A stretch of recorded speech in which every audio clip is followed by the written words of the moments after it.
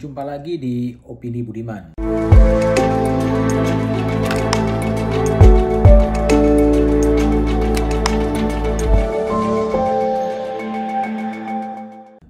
Uji materi syarat umum calon presiden dan calon wakil presiden kini lagi ramai dipolemikan. Partai Solidaritas Indonesia dan Partai Garuda mempersoalkan persyaratan soal batas minimal umur calon presiden dan calon wakil presiden. Awalnya memang pernah ditetapkan usianya 35 tahun, kemudian dalam undang-undang terbaru dinaikkan menjadi 40 tahun dan kini diinginkan untuk turun kembali ke 35 tahun. Itu adalah kehendak dari Partai Solidaritas Indonesia menginginkan agar dikembalikan ke undang-undang lama yang batas usianya 35 tahun. Sedang Partai Garuda meminta MK kalaulah tetap pada usia 40 tahun ditambah dengan persyaratan pernah menjadi kepala daerah atau berpengalaman menjadi kepala daerah.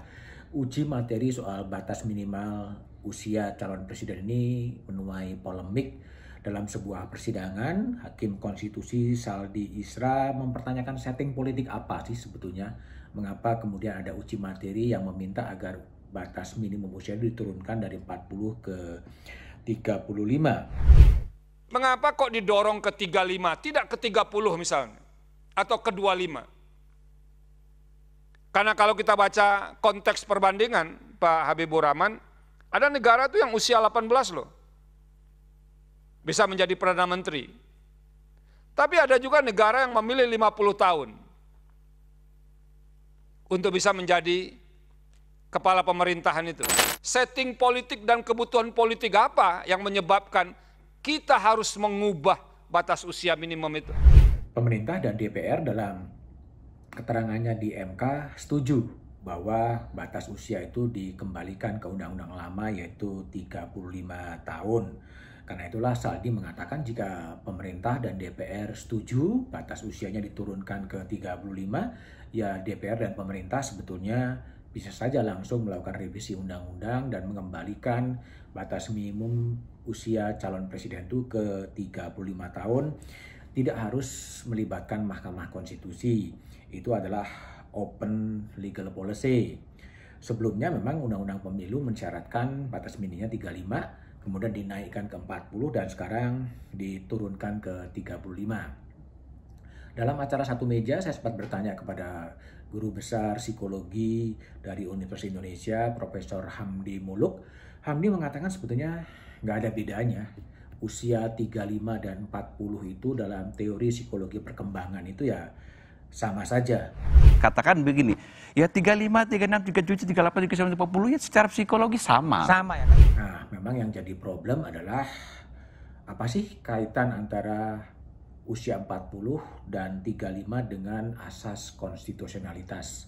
Apakah kalau usia 40 itu ada sesuatu yang bertentangan dengan konstitusi? Kalau usianya 35, apakah itu bertentangan dengan konstitusi? Itu yang jadi masalah. Saya bertanya kepada mantan Hakim Konstitusi Idewa Palguna. Palguna mengatakan tidak ada kaitan konstitusi dengan usia. Itu sebenarnya terserah pada pembuat undang-undang. Pembuat undang-undang memang merumuskan batas minimum syarat untuk menjadi penyelenggara negara itu berbeda-beda. Untuk menjadi anggota DPR ditetapkan batas minimumnya 21 tahun. Untuk jadi hakim konstitusi 55 tahun. Untuk menjadi hakim agung juga 55 tahun. Sehingga berbeda-beda sekali, tidak ada standarisasi berapa sebenarnya usia minimumnya. Masalahnya adalah soal syarat umur itu kadang digunakan untuk menyingkirkan calon ya, atau juga kemudian melampangkan jalan calon tertentu. Dalam kasus uji materi batas minimal usia calon presiden memang membuka ruang kepada sejumlah kepala daerah karena banyak kepala daerah yang usianya masih di bawah 40 tahun. Tapi ya kita tunggu saja bagaimana sikap Mahkamah Konstitusi, apakah dia akan menerima, apakah kemudian dia akan menolak. Ada sejumlah kepala daerah sebetulnya juga terbuka peluangnya sehingga kalau syarat itu kemudian dikurangi. Salah satunya adalah Wakil Gubernur Jawa Timur Emil Dardak. Emil masih berusia 39 tahun, dan dia juga salah seorang yang ikut menandatangani uji materi ke Mahkamah Konstitusi. Saat saya bertanya kepada Emil di acara satu meja, dia mengatakan bahwa itu bukan untuk kepentingan pemilu 2024. Ada juga namanya Wali Kota Solo Gibran Rakabuming Raka atau putra dari Presiden Jokowi yang sekarang baru berusia 35 tahun. Nama ini memang disebut-sebut akan ikut berkontestasi dalam pemilu Presiden 2024. Ada lagi yang namanya Erman Safar, ini adalah Wali Kota Bukit Tinggi, usianya 37 tahun. Ada juga Pandu Kesuma Dewangsa, itu usianya juga masih 35 tahun, Wakil Bupati Lampung Selatan. Ada juga Ahmad Mudlor, ini adalah Bupati Sidoarjo yang baru berusia 32 tahun. Ada juga yang namanya Muhammad Albara, Wakil Bupati Mojokerto yang usianya 36 tahun. Memang ada gejala bahwa dunia ini memuda, jadi banyak pemimpin-pemimpin muda yang tampil, baik itu bupati, baik itu gubernur, yang memang semangat zamannya ini justru harus ditangkap. Kepemimpinan muda, atau jangan-jangan yang perlu dipikirkan adalah membatasi sebetulnya dalam tanda petik ya, batas usia maksimal untuk menjadi penyelenggara negara. Tapi tetap bukan usia yang menjadi lebih penting, tetapi adalah kemampuan leadership, kemampuan kompetensi untuk menghadapi tantangan global yang sangat berubah, dan itulah yang dibutuhkan. Tapi dalam sistem yang ada sekarang tentunya bagaimana partai-partai politik atau gabungan-gabungan partai politik itu menemukan calon-calon pemimpin yang memang bisa membawa bangsa ini menjadi lebih baik. Tapi sebelum sampai ke sana memang kita perlu menunggu bagaimana sebetulnya putusan Mahkamah Konstitusi, apakah dia akan menerima atau menolak, apakah akan menurunkan batas usia menjadi 35 tahun atau tetap 40 tahun.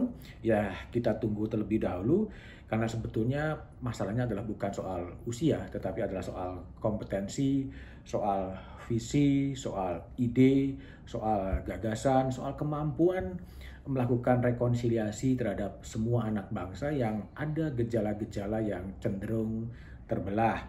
Dari data-data yang ada, selain 6 yang disebutkan di atas, masih ada sekitar 20-an ya bupati, kepala daerah yang berusia di bawah 40 tahun, 35, 36, dan mereka juga pada satu saat jika tidak ada kecelakaan politik, mereka juga bisa menjadi pemimpin bangsa di masa depan. Jumpa lagi di Opini Budiman edisi berikutnya.